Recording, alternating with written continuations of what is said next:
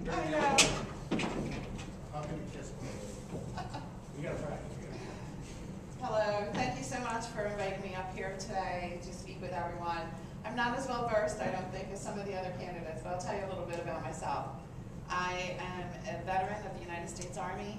I'm also a 6-year breast cancer survivor.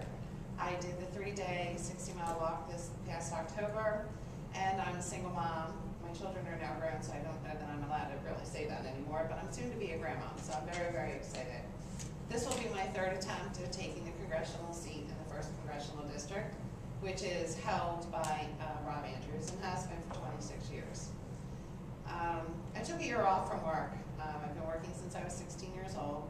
I took a year off when I had breast cancer to go through treatment. I didn't think it was fair to work and be late every single day because I had treatment. So I went the gambit, worried about my health care being canceled, couldn't have pre-existing, or I couldn't get my medical coverage, so a lot of scary things going on. But while I took that year off, I paid attention to what was going on in the government and what was going on around me. People losing their jobs, people losing their homes, welfare. It just seemed like our parties were fighting amongst each other and not speaking with each other.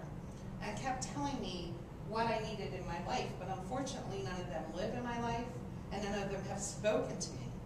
Try getting a meeting with one of our congressional candidates. I will tell you, after the last election, Rob Andrews actually sent out a letter saying, I want to hear from you and what you think, and I thought, I'm going to take you up on this.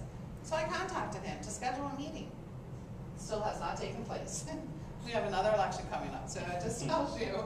I made one promise during my elections, and that was to be available to the constituents in my county. We need jobs. We do need some health care reform, whether you agree with Obama or not. We do need some. Mainly, we cannot allow for pre-existing ailments to block people from getting health insurance. That is a good part of his health care reform. But people see government invasion and they want to end everything. You have to read what's put out there. When you go to run for Congress, you're applying for a job. Just like you go on any job interview. You are looking to represent the people that you hope will allow you to help make a change in their lives. I chose Congress originally because actually it was the only thing available when I decided it was time for me to stop letting people control my life and try to help the working class people. This used to be a country of promise. We used to be able to work and obtain success. Now it's been divided. We have the wealthy, we have the poor, and we have a whole group of people in the middle that work for a living. They're being taxed to death. They are losing what the future dreams of America were, and their representatives aren't looking out for them. Our military, we lost 4,000 military individuals in wars that we should not have been in to begin with. We're not financially solvent right now in our country. We can't tell another country what they need to do and how we think they should do it when we can't even handle our own country. We're losing jobs, we're losing people, we're losing education. We can't do it anymore. Our children have no future. Our government decided that the taxpayer should bail out all the companies that made mistakes. I made a lot of mistakes in my life, believe me. Nobody's bailed me out. I had to struggle and work my way out of it, and that's what they need to do too. Illegal immigrants, during the last election, it came up. I was actually booed on the topic at our debate at Rutgers University. I believe that if you're illegal, you already broke the law.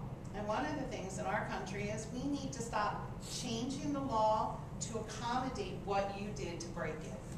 If you broke it, you're wrong. Go home, come back legally, and we'll talk to you then. We can't keep fixing mistakes by saying, oh, I'm sorry, you broke that law. Let me change it, and then we'll work on it again. Somebody's going to break it again. Are we going to keep changing? This is why our country's falling apart. We don't have anyone to say, this is the law, this is how it needs to be done. We need education. If you don't have an education, you're not going to do anything. We've been told that since we were 2. It hasn't changed. So we need to go back to our basics. We need to go back. Congress was originally established so that people would have a place to voice their grievances. Is anyone listening to yours? Because they're not listening to mine. So I would like people to let me represent them and try to help and change what's wrong with our country. You know, people say, you've never been in office. You're right, I haven't. Nobody owns me and nobody controls me, but I have worked. And there's a lot of things in my job that I didn't know. I actually started a new job 4 years ago. After the cancer, I went back to work, and I couldn't get a job because I had been out for a year and people didn't want to hire me. So I went working for a temp, went to the city. I had no clue. I never worked in the city. I have no clue what their laws are, but I had to learn. Politics is the same thing. Just because you haven't done it doesn't mean you don't have the intelligence to read and learn and achieve and succeed. But we need to get out there. We need to get people to support us. We can't have the rich in office anymore. Government was not built to be a career choice. But that's what it is now. It's a career choice that makes you money. And we need to give it back to the people of our country. And it takes people like us to make that happen. So I hope people will help me to help them, and that we all succeed in our future endeavors.